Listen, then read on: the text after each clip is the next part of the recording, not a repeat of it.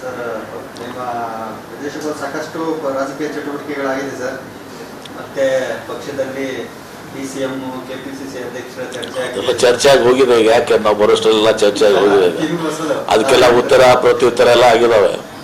ಇಲ್ಲ sir, KPCC ಅಧ್ಯಕ್ಷರ ಬದಲಾವಣೆ ಆಗಬೇಕು ಅಂತ ರಾಜಣ್ಣ ಅವರು ಹೇಳ್ತಾ ಇದ್ದಾರೆ ಸರ್. ಒಬ್ಬರಿಗೆ ಒಂದೇ ಆದ್ರೆ ಆಡಳಿತಕ್ಕೂ ಅನುಕೂಲ ಸರ್, ಪಕ್ಷಕ್ಕೂ ಅನುಕೂಲ ಅಂತ.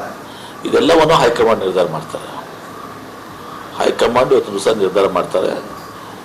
ಯಾಕಂದರೆ KPCC ಅಧ್ಯಕ್ಷ ಸ್ಥಾನನೂ ಕೂಡ ಇವತ್ತು ಅದರ ಇವತ್ತು ದಿವಸ ಹೈಕಮಾಂಡು ಸೂಕ್ತ ಸಂದರ್ಭದಲ್ಲಿ ಅದಕ್ಕೆ ನಿರ್ಧಾರ ಕೈಗೊಳ್ತಾರೆ. ಸಿಎಂ ಮೇಲೆ ಆರೋಪ ಬಂದಿದೆ ಸರ್, ಅವರ ಪತ್ನಿ ಹೆಸರಲ್ಲಿ ಮೂಡಾದಲ್ಲಿ ನಿಯಮ ಬಾಹಿರ ಸೈಟ್ ಅನ್ನು ಪಡ್ಕೊಂಡಿದ್ದಾರೆ. ನೋಡಿ ಸರ್, CM ಅವರು ಅದಕ್ಕೆ ಉತ್ತರ ಕೊಟ್ಟಿದ್ದಾರಲ್ಲ. ಅವ್ರು ಉತ್ತರ ಕೊಟ್ಟ ಮೇಲೆ ನಂದೇನು ಉತ್ತರ ಇದೆ? ಅವ್ರಿಗೆ ಗೊತ್ತಿರೋಷ್ಟು ಮಾಹಿತಿ ನನಗಿರೋದಲ್ಲ. ಅವ್ರಿಗೆ ಸಂಪೂರ್ಣವಾದಂಥ ಮಾಹಿತಿ ಇದೆ. CM ಅವರು ಅದಕ್ಕೆ ಸ್ಪಷ್ಟನೆ ಕೊಟ್ಟಿದ್ದಾರೆ. ನನಗೆ ಪರ್ಯಾಯವಾಗಿ ಇವತ್ತು ಹೊಸದನ್ನು ಕೊಟ್ಟಿದ್ದಾರೆ. ಈಗಲೂ ನಾನು ಬಿಟ್ಟು ಕೊಡ್ತೀನಿ, ಪರಿಹಾರ ಕೊಡಿ ಅಂತ ಕೂಡ ಹೇಳಿದ್ದಾರೆ.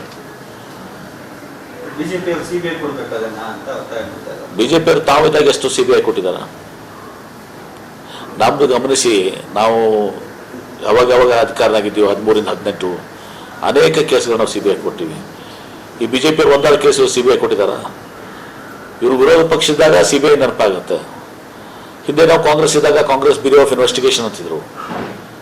ಈಗ BJP ಬ್ಯೂರೋ ಆಫ್ ಇನ್ವೆಸ್ಟಿಗೇಷನ್ ಆಗಿದೆ. ಅದು ನಾವು ನೋಡಿದರೆ ಮೊನ್ನೆನೂ ಕೂಡ ಕಳೆದ 14ರಿಂದ 19, 19ರಿಂದ 23 ಇವ್ರು ಮಾಡಿದ್ದು 2 ಸರ್ಕಾರ, BJP ಸರ್ಕಾರ ಎಷ್ಟು ಜನಕ್ಕೆ ED ರೇಡು, IT ರೇಡು, CBI ರೇಡು ಅಷ್ಟೇ ಅಲ್ಲ, ಅದೆಲ್ಲವೂ ಕೂಡ ನಿಮ್ಮ ಏನು ಇಲೆಕ್ಟ್ರಲ್ ಬಾಂಡ್ಸ್ನಲ್ಲಿ ಲಿಂಕ್ ಕೂಡ ಹೊಂದಿದೆ. ಇವತ್ತು ದಿವಸ ಯಾರ ಮೇಲೆ CBI ರೇಡ್ ಆಗುತ್ತೆ, ED ರೇಡ್ ಆಗುತ್ತೆ, ಇನ್ಕಮ್ ಟ್ಯಾಕ್ಸ್ ರೇಡ್ ಆಗ್ತದೆ, ಅವ್ರು ಬಂದಲ್ಲಿ ಇಲೆಕ್ಟ್ರಾನ್ ಬಾಂಡ್ಸನ್ನ ಖರೀದಿ ಮಾಡಿದ್ದನ್ನು ಕೂಡ ತಾವು ನೋಡಿದ್ದೀವಿ.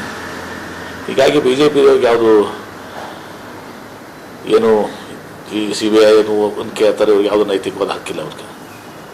ಅದೇ ರೀತಿ KDBಯಲ್ಲೂ ನಿಯಮ ಬಾಹಿರವಾಗಿ ಸೈಟ್ ಹಂಚಿಕೆ ಮಾಡಲಾಗಿದೆ ಅಂತ ದಿನೇಶ್ ಕನ್ನಳ್ಳಿ ಅವರು CM ಒಂದು ಲೆಟರ್ ಕೊಟ್ಟಿದ್ದಾರೆ.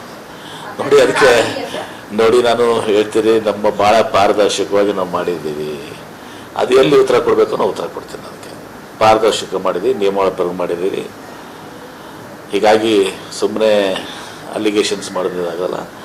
ಅದಕ್ಕೆ ಬಂದಾಗ ನಾನು ಉತ್ತರ ಕೊಡ್ತೀನಿ. CM ಅವ್ರು ನಾನು ಕೇಳಿದಾಗ ಅದಕ್ಕೆ ಉತ್ತರ ಕೊಡ್ತೀನಿ.